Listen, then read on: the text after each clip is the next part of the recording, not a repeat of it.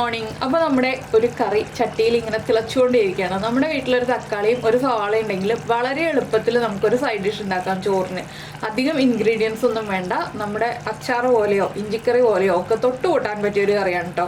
Main കറിയല്ല, നമ്മുടെ ഒരു side dish, ചെറിയൊരു സൈഡ് ഡിഷ്.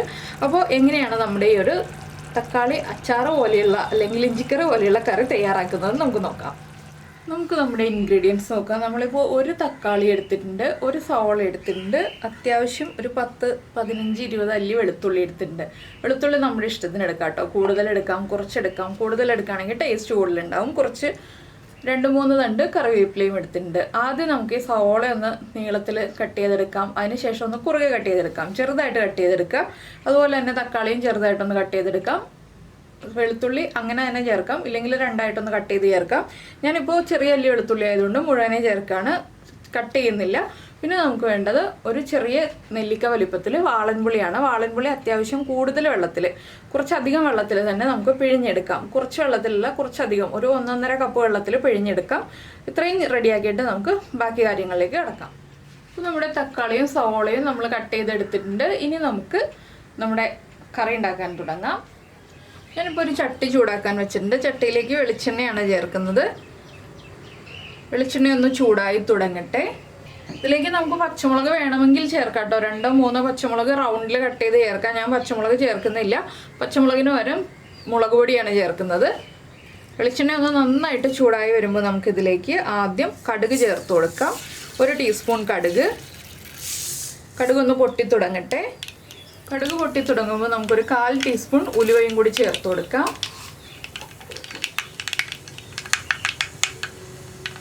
അപ്പോൾ നമ്മുടെ ഉലുവയും പൊട്ടി കഴിയാറായിട്ടുണ്ട്. നമുക്കിനി ഇതിലേക്ക് നമ്മൾ എടുത്തു വെച്ചിരിക്കുന്ന വെളുത്തുള്ളി ആദ്യം ചേർത്ത് കൊടുക്കണം. വെളുത്തുള്ളി നിങ്ങൾ കട്ട് ചെയ്തിട്ടാണ് ചേർക്കുന്നതെങ്കിലും ആദ്യമേ തന്നെ ചേർത്ത് കൊടുക്കണം. വെളുത്തുള്ളി ഒന്ന് നന്നായിട്ട് കുക്കായി വരുന്നത് വരെ നമുക്കൊന്ന് വഴറ്റിയെടുക്കണം. നന്നായിട്ടൊന്ന് വഴറ്റിയെടുക്കുക. വെളുത്തുള്ളി ഒന്ന് പകുതി കുക്കായി കഴിഞ്ഞിട്ട് നമുക്ക് ബാക്കിയുള്ള കാര്യങ്ങൾ ചേർക്കാൻ പറ്റുള്ളൂ. അപ്പോൾ വെളുത്തുള്ളി ഒന്ന് പകുതി കുക്കായി വരട്ടെ. ഇതിലേക്ക് ഇഞ്ചി ഒന്നും ചേർക്കേണ്ട ആവശ്യമില്ല കേട്ടോ. വെളുത്തുള്ളി മാത്രം ചേർക്കുക. നന്നായിട്ടൊന്ന് കുക്കായി വരുന്നത് വരെ ഇളക്കി കൊടുക്കുക. വേഗം തന്നെ കുക്കായി വരും. എണ്ണയൊക്കെ നല്ല ചൂടാണെങ്കിൽ വെളുത്തുള്ളി വേഗം തന്നെ കുക്കായി വരും. അപ്പോൾ നമ്മുടെ വെളുത്തുള്ളിയുടെ കളറൊക്കെ മാറി വെളുത്തുള്ളി കുക്കായി തുടങ്ങുന്നുണ്ട്. നമുക്കിനി ഇതിലേക്ക് നമ്മുടെ സവോള ചേർത്ത് കൊടുക്കാം. ഇനി സവോളയും കൂടി വഴറ്റിയെടുക്കുക. ഈ സമയത്ത് നമുക്ക് ഉപ്പും കൂടി ചേർത്ത് കൊടുക്കാം. ഉപ്പ് നമ്മൾ ചേർക്കുന്നത് തക്കാളിക്കും കൂടി ആവശ്യമായ ഉപ്പാണ്. അതുപോലെ തന്നെ നമ്മുടെ കറിവേപ്പിലയും ചേർത്ത് കൊടുക്കാം.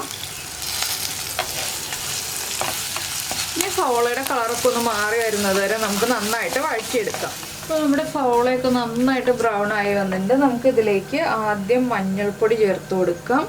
ഒരു 1/4 ടീസ്പൂൺ മഞ്ഞൾപ്പൊടി. അതുപോലെ തന്നെ നമ്മുടെ മുളക് പൊടി ഒരു 1.5 ടീസ്പൂൺ ചേർത്ത് കൊടുക്കാം. കാശ്മീരി ചില്ലി പൗഡറാണ്. ഇനി മുളക് പൊടിയുടെയും മഞ്ഞൾപ്പൊടിയുടെയും ആ റോസ് സ്മെല്ല് മാറി വരുന്നത് വരെ ഒരു 1/2 മിനിറ്റ് ഒന്ന് ഇളക്കി കൊടുക്കുക. എന്താണെന്ന് വെച്ചാൽ ചട്ടി നല്ല ചൂടാണ്, അതുകൊണ്ട് 1/2 മിനിറ്റ് ആകുമ്പോൾ തന്നെ പൊടികൾ കുക്കായി വന്നോളും. പൊടികളൊന്ന് കുക്കായി വരുമ്പോൾ നമുക്കിതിലേക്ക് നമ്മൾ കട്ട് ചെയ്ത് വെച്ചിരിക്കുന്ന തക്കാളി ചേർത്ത് കൊടുക്കാം. ഇനി തക്കാളിയും കൂടി ചേർത്ത് നന്നായിട്ടൊന്ന് ഇളക്കി തക്കാളിയുടെ ആ ഒരു കുക്കിംഗ് ടൈമും കൂടി എടുക്കുക. നമുക്കിതിൽ തക്കാളി ഒന്ന് നന്നായിട്ട് വഴറ്റി കുക്ക് ചെയ്തെടുക്കാം. ഒരു 2-3 മിനിറ്റ് തക്കാളി ഒന്ന് ഇളക്കി വഴറ്റിയെടുക്കുക. അതിനുശേഷം നമുക്ക് ബാക്കിയുള്ള കാര്യങ്ങൾ ആഡ് ചെയ്ത് കൊടുക്കാം. തക്കാളി ഒന്ന് കുക്കായി വരട്ടെ. അപ്പോൾ നമ്മുടെ തക്കാളി നന്നായിട്ട് വഴന്ന് ഉടഞ്ഞ് വന്നിട്ടുണ്ട്. ഇനിയിപ്പോൾ നമുക്കിതിലേക്ക് നമ്മൾ എടുത്ത് വെച്ചിരിക്കുന്ന പുളി വെള്ളത്തിൽ മിക്സ് ചെയ്തത് ചേർത്ത് കൊടുക്കാം. പുളിവെള്ളം കുറച്ച് കൂടുതൽ ചേർക്കുക. എന്താണെന്ന് വെച്ചാൽ നമുക്കിത് നന്നായിട്ട് തിളച്ചൊന്ന് കുറുകി വരേണ്ടതാണ്. ഇനി നന്നായിട്ടൊന്ന് ഇളക്കി മിക്സ് ചെയ്യുക. ഇതിലേക്ക് ഇനി നമുക്ക് ചേർക്കാനുള്ളത് കുറച്ച് ശർക്കരയാണ്. ഞാനിപ്പോൾ ഇത്രയും ശർക്കര, ഒരു 1.5 ടേബിൾ സ്പൂൺ ഉണ്ടാവും. ഇത്രയും ശർക്കരയും കൂടി ചേർത്ത് കൊടുക്കുന്നുണ്ട്. ഈ ശർക്കരയും കൂടി ചേർത്ത് നന്നായിട്ട് ഇളക്കുക. ഇനി നന്നായിട്ടൊന്ന് തിളച്ച് കുറുകി വരണം. ഈ പുളിവെള്ളത്തിൽ കിടന്ന് നമ്മുടെ തക്കാളിയൊക്കെ ഒന്ന് നന്നായിട്ട് തിളച്ച് കുറുകി ഒരു അച്ചാറിൻ്റെ പാകത്തിലായി വരണം. അതാണ് നമ്മുടെ കറിയുടെ പ്രത്യേകത. എന്താണെന്ന് വെച്ചാൽ ഈ ഒരു കറി നമുക്ക് 2 ദിവസം സൂക്ഷിച്ച് വെക്കാനും പറ്റും. ഫ്രിഡ്ജിലൊന്നും വെക്കേണ്ട, റൂം ടെമ്പറേച്ചറിൽ തന്നെ ഇരുന്നോളും. നന്നായിട്ട് തിളച്ച് കുറുകി വരുമ്പോൾ നമുക്ക് അച്ചാർ തൊട്ട് കൂട്ടുന്ന പോലെ ഈ ഒരു കറി ചോറിൻ്റെ സൈഡ് ഡിഷായിട്ട് കഴിക്കാവുന്നതാണ്. നമുക്കിപ്പോൾ അധികം കറികളൊന്നും ഇല്ലാന്നുണ്ടെങ്കിൽ, അച്ചാറും വീട്ടിലില്ലാന്നുണ്ടെങ്കിൽ എളുപ്പത്തിൽ ഉണ്ടാക്കാൻ പറ്റുന്ന ഒരു സൈഡ് ഡിഷാണ്. അപ്പോൾ നിങ്ങൾ എന്തായാലും ട്രൈ ചെയ്ത് നോക്കുക. ഇനിയിപ്പോൾ കറിയൊന്ന് നന്നായിട്ട് തിളച്ച് വരട്ടെ. അപ്പോൾ നിങ്ങളുടെ കയ്യിൽ ഒരു തക്കാളിയും ഒരു സവാളയും ഉണ്ടെന്നുണ്ടെങ്കിൽ നമുക്ക് വീട്ടിൽ എളുപ്പത്തിൽ ഉണ്ടാക്കാൻ പറ്റുന്ന റെസിപ്പിയാണ്. അപ്പോൾ നമ്മുടെ തക്കാളി കറി ഇതാ നന്നായിട്ട് ഒരു 10 മിനിറ്റ് തിളച്ചുകൊണ്ടിരിക്കുകയാണ്. എണ്ണയൊക്കെ തെളിഞ്ഞ് വന്നിട്ടുണ്ട്. ഇത് കണ്ടോ, നന്നായിട്ട് കുറുകി വന്നിട്ടുണ്ട്. നിങ്ങൾക്ക് ഇനിയും കുറുകണം എന്നുണ്ടെങ്കിൽ ഇനിയും കുറുക്കിയെടുക്കാം കേട്ടോ. ഞാനപ്പോൾ ഇത്രയും വെച്ചിട്ട് ഫ്ലെയിം ഓഫ് ചെയ്യാൻ പോവാണ്. ഇത്രയേ ഉള്ളൂ നമ്മുടെ കറിയുടെ പരിപാടി. ഉപ്പ് ചെക്ക് ചെയ്യുക, ഉപ്പ് കുറവാണെങ്കിൽ ഉപ്പ് ആഡ് ചെയ്ത് കൊടുക്കുക. പുളി വേണമെന്നുണ്ടെങ്കിൽ പുളി വീണ്ടും ചേർത്ത് കൊടുക്കാം. ഞാനിപ്പോൾ പുളിയൊക്കെ ചെക്ക് ചെയ്തു, പുളിയൊക്കെ കറക്റ്റാണ്, എരിവും കറക്റ്റാണ്, അതുപോലെ തന്നെ മധുരവും കറക്റ്റാണ്. നമുക്ക് ഇഞ്ചിക്കറി പോലെയോ അല്ലെങ്കിൽ അച്ചാറ് പോലെയോ ഒക്കെ തൊട്ട് കൂട്ടാൻ പറ്റിയ ഒരു കറിയാണിത്. അപ്പോൾ എല്ലാവരും ഉണ്ടാക്കി നോക്കുമെന്ന് വിചാരിക്കുന്നു. ഉണ്ടാക്കി നോക്കിയിട്ട് നിങ്ങളുടെ ഫീഡ്ബാക്കൊക്കെ നമ്മുടെ വീഡിയോയുടെ താഴെ ഒന്ന് കമൻറ്റ് ചെയ്യുക. അതുപോലെ ഇഷ്ടപ്പെട്ട റെസിപ്പി ആണെങ്കിൽ ഒന്ന് ലൈക്ക് ചെയ്യാനും മറക്കരുത്. അപ്പോൾ എന്തായാലും എല്ലാവരും ഉണ്ടാക്കി നോക്കിയിട്ട് അഭിപ്രായങ്ങൾ മറക്കാതെ കമൻറ്റ് ചെയ്യണേ. എപ്പോഴും കമൻറ്റ് ചെയ്യണം എന്ന് ഞാനിങ്ങനെ പറഞ്ഞുകൊണ്ടിരിക്കുകയാണ്. അപ്പോൾ നമുക്ക് നമ്മുടെ അടുത്ത റെസിപ്പിയുമായിട്ട് അടുത്ത ദിവസം വീണ്ടും കാണാം.